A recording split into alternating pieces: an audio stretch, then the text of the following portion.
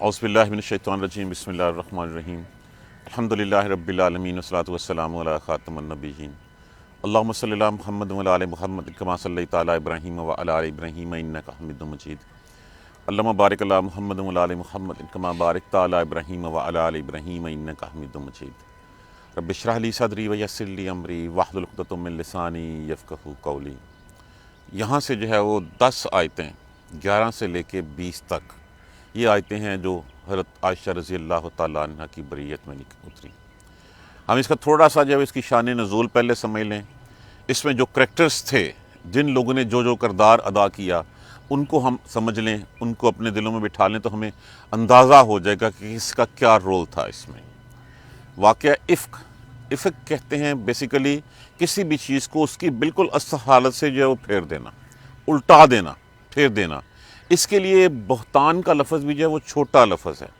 اس کے لیے ایک طوفان کا لفظ جو ہے وہ استعمال کیا جا سکتا ہے کہ طوفان جو ہے انہوں نے اٹھا دیا اس کے اوپر۔ غزوہ بنی مسلک سے واپسی کے اوپر رسول اللہ صلی اللہ علیہ وسلم کی عادت تھی، عادت مبارکہ کی تھی کہ جب بھی آپ کسی غزوہ پہ جاتے تو غزوے پہ جاتے ہوئے جو چونکہ ازواج مطہرات کی تعداد جو ہے وہ اس وقت 9 یا 11 بتائی گئی ہے، تو قرعہ ڈال دیں۔ قرعہ سے مراد یہ نہیں کہ اب یہ کہ ہم کہہ دیں کہ قرعہ ڈالنا جو ہے وہ کسی بھی جائز حق میں، جبکہ کسی دوسرے کا حق اس میں سے جو ہے وہ طلب نہ کرنا ہو یا کمی نہ کرنی ہو، اس کے لیے جائز ہوتا ہے۔ تو چونکہ جتنی بھی ازواج مطہرات تھیں، امہات المومنین تھیں، تو ان سب کا ایک جیسا رائٹ تھا، تو اس کے لیے جو ہے وہ قرعہ نکلا ہے۔ حضرت عائشہ رضی اللہ تعالیٰ عنہ کے نام، آپ دبلی پتلی خاتون تھیں، بہت ہی کم وزن کی تھیں، تو آپ چلی گئیں۔ غزوے سے واپسی کے اوپر ایک جگہ پہ راستے میں جب لشکر نے پڑاؤ کیا تو رات کے آخری پہر میں جو ہے وہ آپ رضی اللہ تعالیٰ عنہ رفع حاجت کے لیے باہر گئیں، اور باہر گئیں تو واپسی پہ جو ہے وہ جب ان کو احساس ہوا کہ ان کا ہار کہیں گر گیا ہے، انہوں نے وہ ہار ڈھونڈنا شروع کر دیا۔ اب جب وہ واپس آئیں تو دیکھا قافلہ جو ہے وہ جا چکا ہوا تھا۔ آپ رضی اللہ تعالیٰ عنہ جو ہے وہ سوچنے لگیں کہ میں کیا کروں۔ آپ اسی پڑاؤ کی جگہ پہ جو ہے وہ بیٹھ گئیں، چادر اوڑھ لیں، اور وہیں پڑے جو ہے وہ آپ سو گئیں۔ اور آپ رضی اللہ تعالیٰ عنہ کا خیال تھا کہ جب قافلے والوں کو پتہ چلے گا تو کوئی نہ خود جو ہے وہ پیچھے آ جائیں گے۔ اس کے بعد حضرت صفوان بن معطل رضی اللہ تعالیٰ عنہ سلمہ صحابی تھے۔ آپ رضی اللہ تعالیٰ عنہ کی ذمہ داری لگی ہوئی تھی کہ واپسی پہ آپ نے سب سے پیچھے آنا ہے، اور جو کوئی سامان پیچھے رہ جائے اس کو جو ہے وہ کیری کرتے ہوئے آنا ہے۔ آپ رضی اللہ تعالیٰ عنہ کو جانتے تھے، پردے کے احکامات آنے سے پہلے آپ کو دیکھ چکے ہوئے تھے۔ جب آپ پڑاؤ کی جگہ پہ پہنچے اپنا اونٹ لے کے، تو دیکھا وہاں پہ انا للہ و انا الیہ راجعون کہا، اپنے اونٹ کا گھٹنا پکڑ کے بٹھایا، اور بغیر کوئی بات کیے ہوئے دونوں میں کوئی مکالمہ نہیں ہوا، حضرت عائشہ رضی اللہ تعالیٰ عنہ جو ہے وہ اس اونٹ پہ سوار ہو گئی۔ آپ چل دیے، صبح کے وقت نکلے، دوپہر کو جو ہے وہاں پہ پہنچے قافلے میں۔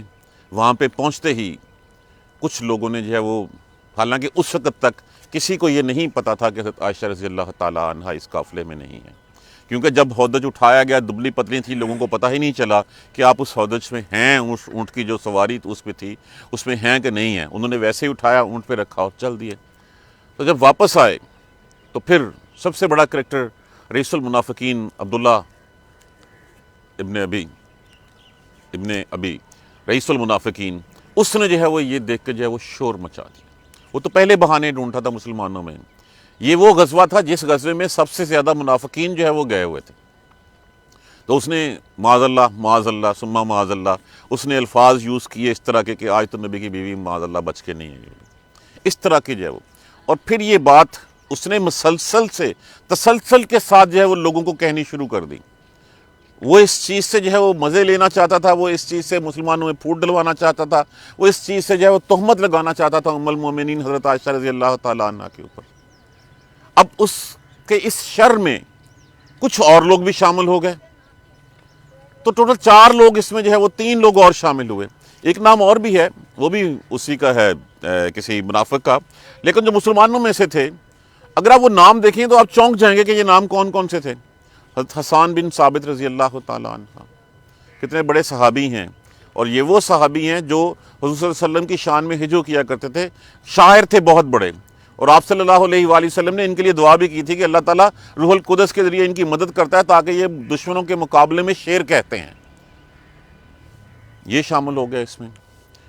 حضرت مستہ بن اثاثہ جو ہے وہ ان کی جو والدہ تھیں، ان کی والدہ جو ہیں وہ ان کی نانی کہہ لیں آپ، وہ حضرت ابوبکر صدیق رضی اللہ تعالیٰ عنہ کی خالہ زاد تھیں، اور یہ غریب فیملی تھی، اور مستہ اور اس کی خاندان کی کفالت کا ذمہ حضرت ابوبکر صدیق رضی اللہ تعالیٰ عنہ کے پاس تھا. آپ ان کی مدد فرمایا کرتے تھے. یہ بھی انہی میں شامل ہو گئے، اور جس وقت یہ الزام لگایا گیا تو اس کے بعد حضرت ابوبکر صدیق رضی اللہ تعالیٰ عنہ نے قسم کھا لی کہ میں اس فیملی کی آج کے بعد کوئی مدد نہیں کروں گا. اللہ نے فوراً ہاتھ پکڑ لیا کہ نہیں، جو اللہ نے تجھے دیا ہے اس میں سے دیتے رہو. تو پھر ساری عمر کے لیے اس کی کفالت جو ہے وہ کرتے رہے. تیسری شخصیت حضرت حمنہ بنت حجش رضی اللہ تعالیٰ عنہ، جو بہن تھی حضرت زینب بنت حجش رضی اللہ تعالیٰ ام المومنین کی. حضور صلی اللہ علیہ وآلہ وسلم کی ازواج مطہرات میں سے اگر کوئی حضرت عائشہ رضی اللہ تعالیٰ عنہ کی ٹکر کی خاتون تھی تو وہ حضرت زینب تھیں. انہوں نے چونکہ وہ بہن کی وہاں پہ سوکناپے کا تو جلاپا جو ہے وہ ہوتا ہی ہوتا ہے. حالانکہ حضرت زینب سے رسول اللہ صلی اللہ علیہ وسلم نے حضرت عائشہ کے بارے میں پوچھا تو آپ نے بڑی اچھی رائے دی. آپ نے کہا اس میں کوئی میں نے خرابی نہیں دیکھی، دل کی بہت اچھی ہیں اور ایسی کوئی بات نہیں ہے. تو چونکہ بہن کے سوکناپے میں جو ہے وہ حمنہ بنت حجش رضی اللہ تعالیٰ عنہ، یہ بھی جو ہے اسی لوگوں میں جو ہے وہ شامل ہو گئی. اور یہ لوگ جو ہے وہ ان لوگوں کے اوپر آپ یہ دین میں رکھیے کہ ان لوگوں کے اوپر بعد میں حد قذف لگائی گئی، ان کو سزا دی گئی، سوائے عبداللہ بن ابی رئیس المنافقین کو. اس کا معاملہ اللہ کے لیے چھوڑ دیا گیا، اور اللہ نے یہاں اس آیت کریمہ میں اس کا تذکرہ عذاب سے جو ہے وہ عذاب عظیم سے اس کے لیے جو ہے وہ کیا ہوا ہے. اب واپس آ گئے، یہ سارا سلسلہ چلتا رہا 1 مہینہ تب. اب مدینے آ گئے، عائشہ کو نہیں پتا کہ باہر کیا ہو رہا ہے رضی اللہ تعالیٰ عنہ، کیا باتیں ہو رہی ہیں، کچھ نہیں پتا. اسی اسنا میں رسول اللہ صلی اللہ علیہ وسلم جو ہے وہ پریشان تھے. آپ صلی اللہ علیہ وسلم نے جو اسی اسنا میں مدد چاہی، آپ نے اسامہ بن زید سے پوچھا رضی اللہ تعالیٰ عنہ. تو نے کہا ہم نے تو عائشہ میں کوئی خرابی نہیں دیکھی، نہایت پاک باز اور عفیف عورت ہیں. علی رضی اللہ تعالیٰ عنہ نے جو ہے وہ شاید صرف یہی الفاظ یوز کیجئے، رسول اللہ صلی اللہ علیہ وسلم آپ کے لیے بیویوں کی کیا کمی ہے، بہرحال ایسی کوئی بات نہیں ہے. تو آپ نے یہ سب سے انویسٹیگیٹ کیا. پھر ہاں حضرت علی رضی اللہ تعالیٰ عنہ نے کہا کہ ایسے کریں، بریرہ جو خادمہ تھیں رضی اللہ تعالیٰ عنہ، ان سے پوچھ لیجیے سیدہ. ان سے پوچھا تو انہوں نے کہا کہ میں نے تو اس لڑکی میں کوئی برائی نہیں دیکھی، ہاں سوائے یہ ہے کہ آٹا گوندا ہوا ہو، میں کہتی ہوں اچھا میں ذرا جا رہی ہوں اس کا خیال رکھنا، میں آتی ہوں تو وہ سوئی ہوتی ہیں اور اس کا آٹا جو ہے وہ بکری جو ہے وہ کھا جاتی ہے، باقی بہت اچھی ہوں اس کے بارے میں. یہ وہ تھا جن کے بارے میں جو سب کچھ پوچھا گیا. اب دیکھیے یہاں پہ ایک بات ذہن میں رکھ لیجئے، اگر اللہ کے نبی کے پاس علم الغیب ہوتا تو آپ 1 مہینے تک پریشان نہیں رہتے، 1 مہینے تک آپ اس اذیت کا شکار نہیں ہوتے جس اذیت کا شکار رہے آپ. اور حضرت عائشہ رضی اللہ تعالیٰ عنہ جب واپس مدینے آئیں، آ کے جو ہے وہ بیمار ہو گئیں، وہ کہتی ہیں کہ فرماتی ہیں کہ مجھے صرف اتنا تھا کہ رسول اللہ صلی اللہ علیہ وسلم آتے ہیں، صرف پوچھتے ہیں کہ کیا حال ہے، اس کے علاوہ نہ میرے پاس بیٹھتے ہیں نہ کوئی اور بات کرتے ہیں، تو مجھے سمجھ نہیں آ رہی تھی. تو مہینے کے بعد کیا ہوا کہ آپ رضی اللہ تعالیٰ عنہ نے کہا کہ اچھا میں اپنی ماں کے گھر ہو آیا ہوں. آپ چلی گئیں اپنی والدہ کے گھر. صبح رفع حاجت کے لیے جب گئی ہیں تو مستہ بن اثاثہ کی جو والدہ تھیں وہ بھی آپ رضی اللہ تعالیٰ عنہ کے ساتھ تھیں. تو راستے میں جاتے ہوئے جو ہے وہ مستہ بن اثاثہ کی جو والدہ تھیں اپنی چادر میں الجھ کر تھوڑی سی ٹھوکر لگی تو انہوں نے کہا ہلاکت ہو مستہ پر. تو حضرت عائشہ چونک اٹھیں کہ مستہ کیا قصور ہے اب یہاں پہ، مستہ کو جو ہے وہ تو بدی صحابی ہے، اس کا کیا قصور ہے. تو کہا عائشہ تجھے نہیں پتا کہ تیرے بارے میں مستہ کیا باتیں پھیلاتے پھر رہے ہیں. جب پوری بات بتائے گی تو آپ کا تو رنگ فک ہو گیا، آپ نے رونا شروع کر دیا، آپ 2 دن تک روتی رہیں. رسول اللہ صلی اللہ علیہ وآلہ وسلم آئے، پریشان تھے. تو آپ نے عائشہ سے پوچھا رضی اللہ تعالیٰ عنہ سے کہ عائشہ جو سچ ہے وہ بتا دو. تو عائشہ رضی اللہ تعالیٰ عنہ نے پہلے حضرت ابوبکر صدیق رضی اللہ تعالیٰ عنہ سے کہا کہ آپ بتائیے. انہوں نے کہا بیٹی میں کیا بتاؤں.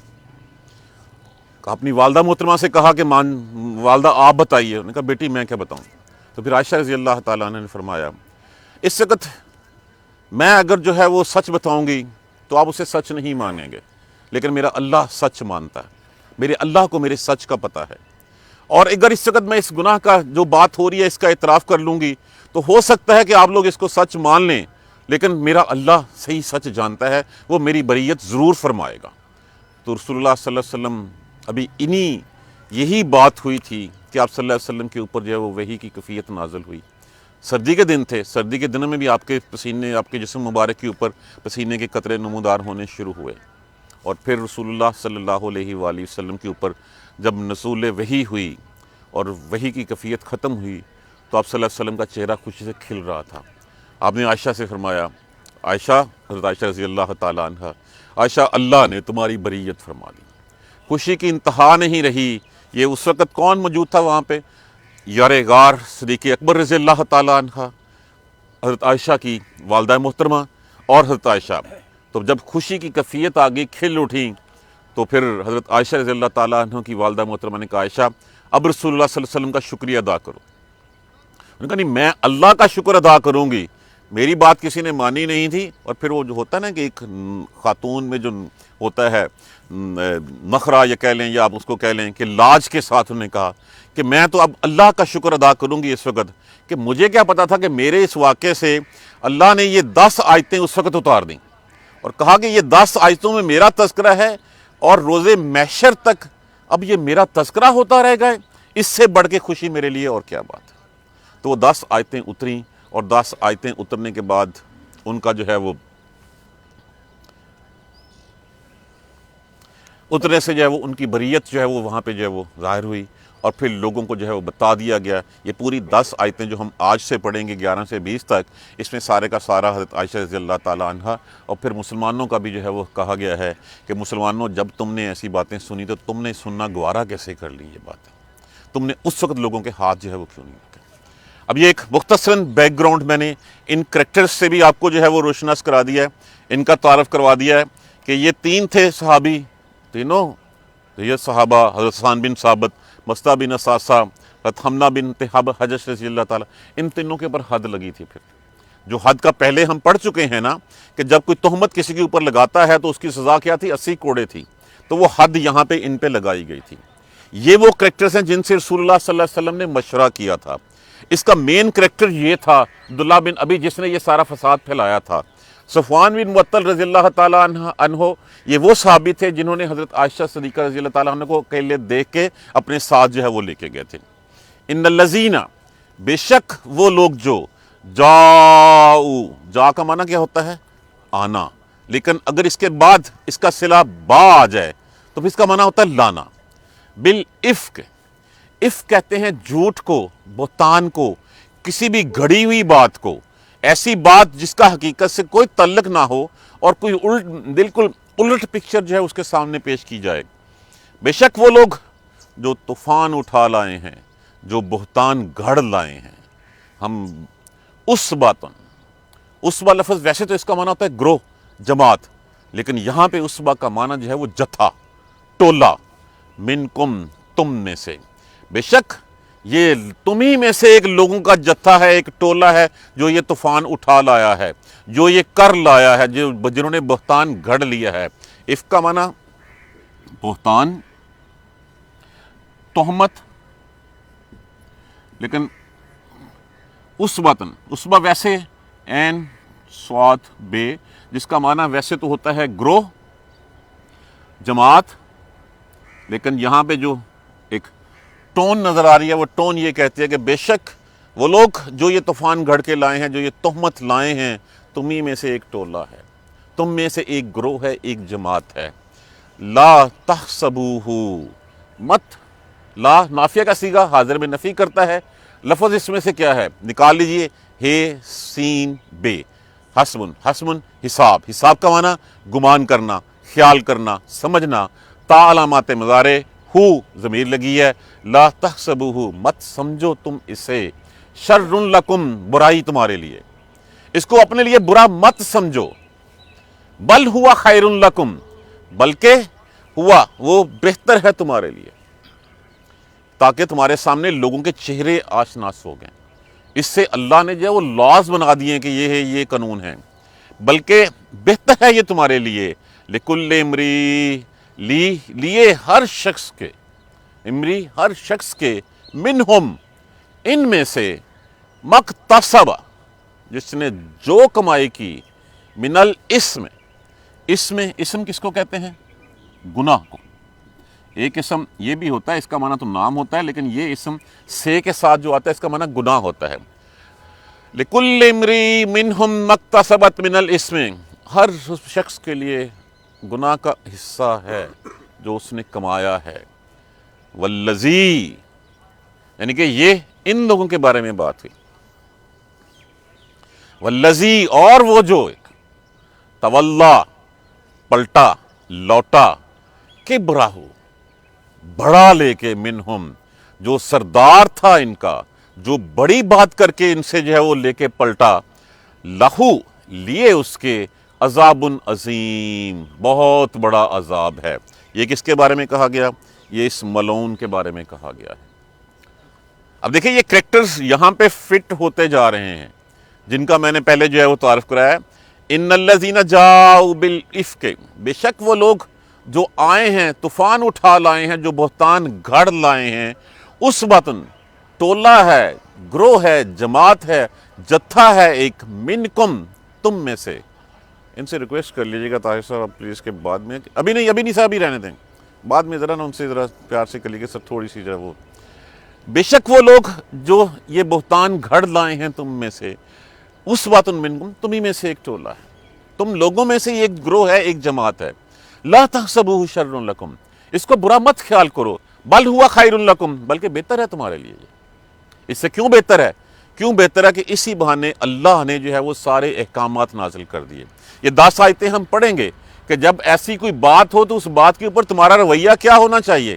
جب کوئی اس طرح کی بات سنو تم، جب کوئی دیکھو تم، تو تمہیں جو ہے وہ ایک مومن کی طرح ٹریٹ کرنا چاہیے۔ دیکھیں ایک پورا مہینہ یہ شخص جو ہے وہ اس بات کو لے کے جو ہے وہ چلتا رہا۔ اس کا کیا تھا کہ مسلمانوں میں پھوٹ ڈلوائی جائے، مسلمانوں کے اوپر کیچڑ اچھالا جائے۔ دیکھیں جب کوئی اپنی کمزوریاں جو ہے وہ دیکھتا ہے کہ کمزوریوں کی وجہ سے اس کو ناپسند اور اس کا مقام گرتا چلا جا رہا ہے، اور دوسرے لوگوں کا مقام ان کی اچھائیوں کی خوبیوں کی وجہ سے بلند ہوتا جا رہا ہے، تو بجائے اس کے کہ وہ اپنی خامیوں کو خوبیوں میں بدلے، وہ چاہتا ہے کہ ان کی خوبیوں کے اوپر کیچڑ اچھالا جائے تاکہ ان کی خوبیوں جو لوگ جو ہے وہ ان کو جو ہے وہ ماننے سے انکار کر دیں، لوگوں کی نظروں میں اس کو برا ظاہر کیا جائے۔ پورا مہینہ لگا رہا۔ کتنے مسلمان تھے؟ صرف 3۔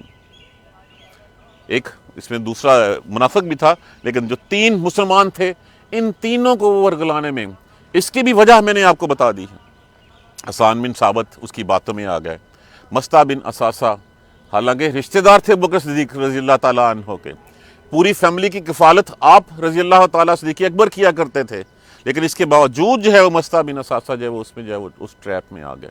یہ نہیں دیکھا کہ میں الزام لگانے والا ہوں، کس پہ الزام لگا رہا ہوں؟ میں الزام صرف نبی صلی اللہ علیہ وآلہ وسلم کی بیوی پہ نہیں لگا رہا، میں اپنے محسن صدیق اکبر حضرت ابوبکر صدیق رضی اللہ تعالیٰ عنہ کی بیٹی کے اوپر بھی لگا رہا ہوں۔ اور پھر حمنہ بن حجش، یہ تو بہن سے محبت کی وجہ سے اور سوکن کی وجہ سے جو ہے ہونے کی وجہ سے وہ یہ اس میں شامل ہوگی، اس کے علاوہ کوئی اور جو ہے وہ شامل نہیں ہو۔ فرمایا اس کو برا مت خیال کرو، بل ہوا خیر لکم، بلکہ یہ بہتر ہے تمہارے لیے۔ لِكُلِّ امْرِئٍ مِّنْهُمْ مَا اكْتَسَبَ مِنَ الْإِثْمِ، ہر شخص کے لیے وہی ہے جو اس نے گناہ کما لیا ہے۔ اب ان لوگوں کے لیے ان تینوں کا تو حد قذف لگی، ان کو سزا دی گئی۔ جب سزا دے دی جائے دنیا کی، اس کے بعد معاملہ اللہ کے اوپر ہوتا ہے، اور سزا جب مل گئی ان کو تو بات ختم ہو گئی، کیونکہ حضرت حسان بن ثابت، مستہ بن ثابت سارے صحابی ہیں۔ والذی تولا کبرہ، اور جو لے کے لوٹا ہے، پلٹا ہے، جس نے گناہ اپنے سر پہ لادا ہے بہت بڑا، لہو عذاب عظیم، اس کے لیے بہت بڑا عذاب ہے۔ اور یہ اس کو دنیا میں کچھ نہیں کہا گیا، وہ اپنی طبعی موت مرا، یہاں تک کہ رسول اللہ صلی اللہ علیہ وسلم نے آپ صلی اللہ علیہ وآلہ وسلم نے اس کا جنازہ بھی پڑھایا، لیکن اس کے لیے جو ہے وہ یہاں پہ جو ہے قرآن پاک میں بتا دیا گیا لہو عذاب عظیم، اس کے لیے بہت بڑا عذاب ہے۔ اب مفہوم آپ کے ذہنوں میں بیٹھ چکا، انشاءاللہ اب اسی سے اگلی 10 آیتیں جو ہے وہ ہم پڑھیں گے۔ ان کریکٹرز کو اپنے ذہن میں رکھیے، آپ کو جو ہے وہ اس کی کلیئرٹی جو ہے وہ سمجھ آ جائے گی، اور واقعہ افک اب ہمارے ذہن سے محو نہیں ہوگا کبھی۔ اللہ تبارک و تعالیٰ ہمیں قرآن سمجھ کر پڑھنے اور اس پر عمل کرنے کی ہمت اور توفیق دے۔ اسی کو سلسلے کو آگے بڑھائیں گے تو پھر چیزیں جو ہے وہ اور کھلتی چلی جائیں گی۔ جزاک اللہ خیر۔ سبحانک اللہم و بحمدک، اشہد ان لا الہ الا انت، استغفرک و اتوب الیک۔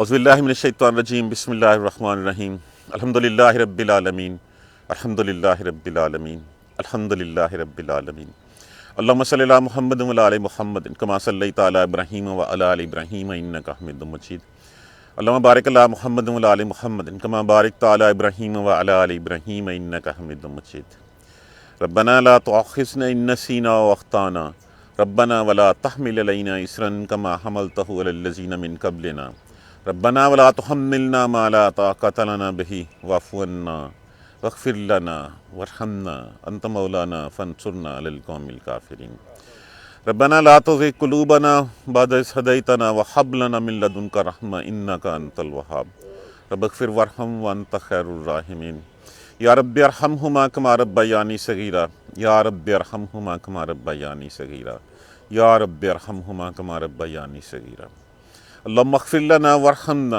اللہم اغفر لنا وارحمنا اللہم اغفر لنا وارحمنا ربنا تقبل منا انک انت السمیع العلیم وتب علینا انک انت التواب الرحیم الحمدللہ رب العالمین آمین یا ارحم الراحمین.